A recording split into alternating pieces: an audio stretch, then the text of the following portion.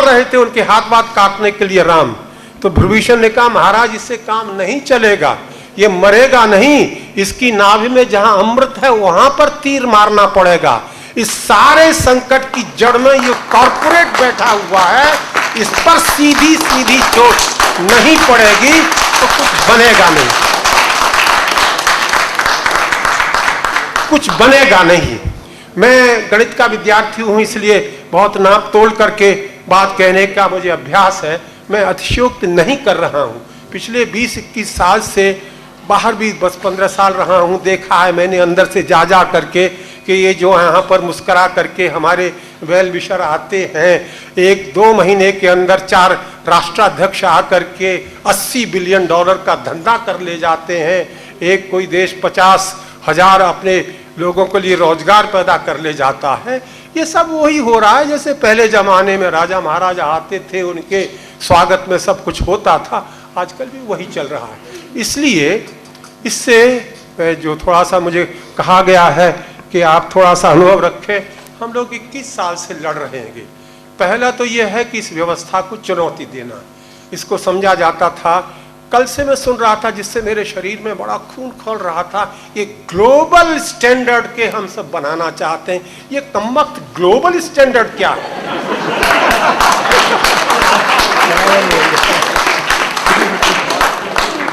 महारानी ने, इंग्लैंड की महारानी ने, क्योंकि उसमें ये जो मंदी आई उनका काफी पैसा डूब गया, तो लंदन स्कूल ऑफ इकोनॉमिक्स इसको सुनकर के ही सीना तन जाता, अरे बड़े बड़े विद्वान हैं, सब वहां चली गई, कार उठा करके सीधे वहीं पर लाइन में खड़ा कर लिया।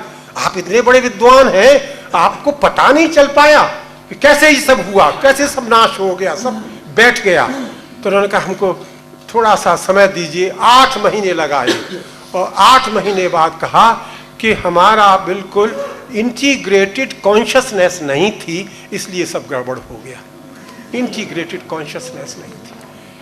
अमेरिका में दम्भ के साथ कहते थे कि our institutions are too big to fail, कहीं वो टूट नहीं सकते। कैसे? चाहे बैंकों को लीजिए, चाहे दीजिए, कहते थे कि market knows the best, market में सरकार को हस्तक्षेप नहीं करना पड़े, और मार्केट ही जो है अब कॉरपोरेट को कोरामिन पिला पिला करके बेल आउट कर रहा है। यूरोपीय यूनियन बड़े हैंग करते थे, ग्रीस को देख लीजिए, आयरलैंड को देख लीजिए, आइसलैंड को देख लीजिए, पुर्तगाल को देख लीजिए, सभी तो उसके चक्कर में आ रहे हैं, सब जगह आंदोलन चल रहे हैं, सब कुछ हो रहा है।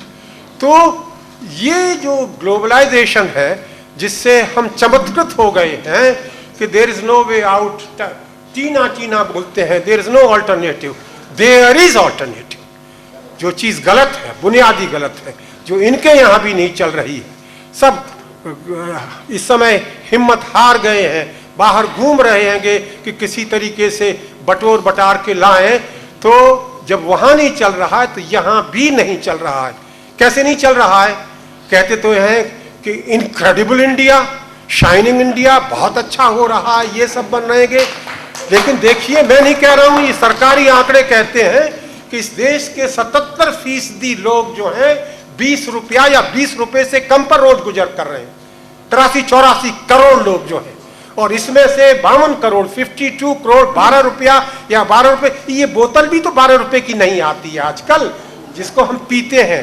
तो हर दूसरा बच्चा यहां पर कुपोषित है, हर दूसरा बच्चा। इतने बड़े बड़े अकाल अंग्रेजों ने डाल दिए थे, 17 अकाल पड़े थे। आखिरी अकाल 42-43 में 30-40 लाख लोग एक एक दाने के लिए मर गए थे, और चर्चिल ने कह दिया था वहां बिल्कुल अनाज नहीं जाएगा, सब वार के लिए अनाज जाएगा। तो अभी एक स्टडी आई है ताजी इसके ऊपर। तो इतने अकाल पड़ने के बाद भी हिंदुस्तान में किसी किसान ने आत्महत्या नहीं की थी। 2 लाख से ज्यादा किसानों ने, जो अन्नदाता है, आत्महत्या की है। गैर बराबरी का कोई अंदाज ही नहीं है कितनी गैर बराबरी है, कितना यहाँ पर करप्शन है। 2 दिन से उसी करप्शन की बात, ये सब उसमें निहित है। इस व्यवस्था में ये होगा करप्शन। आनी अंग्रेजों ने ही करप्शन शुरू किया था, और जो सड़ागड़ा छोड़ गए उसमें ये जो नया कॉलोनिज्म आ रहा है उसमें कहते हैं कोड़ में खाद। कोड़ में खाद और पैदा कर दी है। तो ये व्यवस्था, कहाँ करप्शन नहीं है? मैंने यूरोप के 5 देशों का अध्ययन किया है, कितना ज्यादा करप्शन है। रूस में कितना करप्शन है, अमेरिका में कितना करप्शन है, हमारे पास रिकॉर्ड है। 350 बड़ी बड़ी मल्टीनेशनल कॉरपोरेशंस का अध्ययन करके देखा, सब करप्ट प्रैक्टिसेस पर वो सब चलते हैं। ये व्यवस्था बिना करप्शन के चल ही नहीं सकती, ये हमारा दावा है। इसमें तो करप्शन लगाना ही पड़ेगा। इसलिए हम लोग बहुत जल्दी से खत्म कर रहा हूँ। समाधान भी बताइए। वही कर रहा हूँ, उसी पे आ रहा हूँ। तो एक पहला तो समाधान ये कहा कि भाई बाइकआउट करो, खूब बाइकआउट कराया। 300 1 हजार किलोमीटर की ह्यूमन चेन बनवाई लड़कों से, जैसे कि उनके ऊपर आज तो ये है कि ये जो मल्टीनेशनल में बड़े बड़े बोर्ड लगते हैं, want job in multinational corporation with 5 lakh package, join us, coaching वाले ऐसे लगाते हैं वो। तो आज तो दिमाग में ये बैठा है कि कॉर्पोरेट्स जो हैं वही मुक्तिदाता हैं, वही इस देश को ये क्वालिटीदार सामान, सस्ता सामान, एक्सपोर्ट लाइक सामान बनाते हैं। तो पहले तो ये दूर करने की कोशिश की है हम लोगों ने कि भाई ये सब बकवास है, ये सब गंदी चीज़ें पिलाते हैं, ये पेप्सी कोला, कोका कोला, इस सब में बहुत ही पॉइजनस चीज़ें होती हैं और बहुत से सामान इनके बड़े गंदे होते हैं। दिवाली पे कहते हैं कि अब तक दिवाली मिठाई से, अब दिवाली कुरकुरे से, ये फालतू बातें कर करके लोगों का दिमाग खराब करते हैं इंफॉर्मेशन टेक्नोलॉजी का वाहियात इस्तेमाल करके। लेकिन उतने से बात नहीं चलेगा। लोगों ने, हम 6 साल से, बस एक उदाहरण देके ख़त्म करता हूँ। हजारीबाग जिला है झारखंड में, वहाँ 205 गांव है, सुंदर सा इलाका है कर्णपुरा का, चारों तरफ छोटी छोटी पहाड़ियाँ सुंदर सी, वहाँ पानी के सोते हैं, आर्टिजन वेल है, अपने आप पानी कुआं से निकलता है। गर्म जाड़ों में जाइए तो आपको गर्म पानी नहीं करना पड़ता, गर्म पानी के सोते हैं। अच्छी खेती होती है, सब्जी बहुत पैदा होती है, रांची कोलकाता तक जाती है। वहाँ कोयला निकल आया तो कहा 205 गांव के लोगों से कि आप हटिए यहाँ से, कंपेंसेशन लीजिए और यहाँ पे कोयला निकालेंगे। 6 साल से वहाँ के लोगों ने कहा कोई सवाल नहीं उठता है, हम नहीं छोड़ेंगे। पहले 25,000 से 1 लाख रुपया वो मुआवजे का देना चाहते थे, 5 साल बाद 10 लाख कर दिया। जैसे आज ही नारायण राणे ने घोषणा की है कि हम जैतापुर में जो कंपेंसेशन है वो दूना कर देंगे। ये घूस देने के तरीके होते हैं लोगों को, गरीब लोगों को। ये सरकारी घूस कहलाती है ये, कि कहाँ तुम 25,000 से 1 लाख दे रहे थे और 10 लाख दे रहे हो। लोगों ने उसके बाद भी नहीं उसको स्वीकार किया। तो सवाल हमसे पूछा गया, तो आप तो हिंदुस्तान को 13वीं सदी में ले जाना चाहते हैं, आप कोयला नहीं निकालेंगे तो बिजली कैसे बनेगी? बिजली चाहिए। हमने कहा बिल्कुल चाहिए, हर गांव के लोगों को चाहिए, हर समय चाहिए, जो अभी नहीं मिलती है। रात को 2-4 घंटे के लिए आ जाती है, रात भर जगते रहते हैं, हर गांव में मिलनी चाहिए। तो हमने ये कहा कि ये किसने कहा है कि जो 35 कंपनियां देश विदेश की आ गई हैं, यही कोयले की खदान करना चाहती हैं? यहाँ के लोग तो कोयला निकालते हैं, जिसको सरकार इलीगल कहती है, तो जानते हैं निकालना। और बिजली भी बना सकती है, एक छोटा सा 10 किलोवाट का हमने वहाँ पर डब्बा रख दिया थर्मल पावर प्लांट का। लोगों ने देखा कि लोग, गांव की औरतें जो है उसको चला रही हैं और बिजली बना रही हैं। तो वहाँ ये चल रहा है कि आवाज़ वहाँ से उठी है कि जितने भी संसाधन है, मैं बहुत संक्षेप में कहना चाहता हूँ, आज लड़ाई का मुख्य कारण है कि जो हमारे संसाधन है, रिसोर्सेज है, उसका मालिक कौन हो? सरकार कहती है हम मालिक हैं और हम एजेंट बन करके कॉर्पोरेट्स को दे करके इसका एक्सप्लोटेशन करा के देश को जो है शाइनिंग इंडिया, इनक्रेडिबल इंडिया बनाएंगे। तो हम कहते हैं कि ये संसाधन न सरकार के हैं और न किसी कंपनी के हैं, ये संसाधन जन समुदाय के, जो वहाँ हजारों साल से रहता है।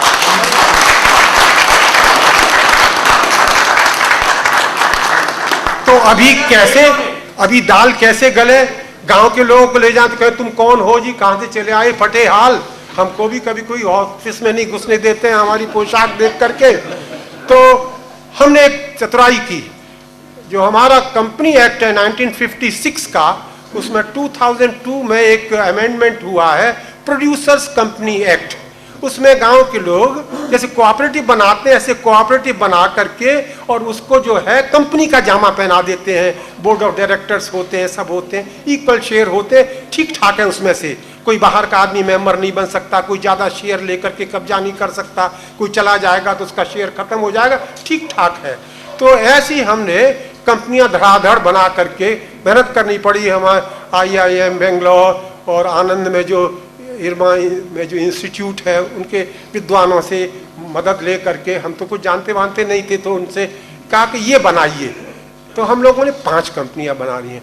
पिछले हफ्ते मैं रांची से लौट के आया हूं, एक कोल ब्लॉक हमको मिल रहा है 10-15 दिन में। तो गांव के लोग, गांव की कंपनी उनकी मालकियत के आधार पर वो कोयला निकालेंगी, और अगर ऊपर वाले की मेहरबानी हुई तो मार्च के महीने में 50 मेगावाट का एक थर्मल पावर प्लांट। मैं थर्मल पावर का पर्सनली पक्षधर नहीं हूं, पॉल्यूशन होता है, लेकिन ये दिखाने के लिए कि यही नहीं, ये लोग भी कर सकते हैं, इसलिए 50 मेगावाट का थर्मल पावर प्लांट। एक आखिरी चुटकुला सुना दूं। एक बड़ी मीटिंग हो रही थी, लोगों को ट्रेन करना, सब तैयार करना। तो 100-200 लोग बैठे हुए थे। तो मंच पर जो एक कंपनी पहली बनी थी, उसके जो बोर्ड ऑफ डायरेक्टर्स के चेयरमैन साहब बंशी गंजू साहब को आवाज़ दी कि Chirudi Barwadi thermal power producer company के बोर्ड ऑफ डायरेक्टर्स के चेयरमैन बंशी गंजू जी मंच पर आए।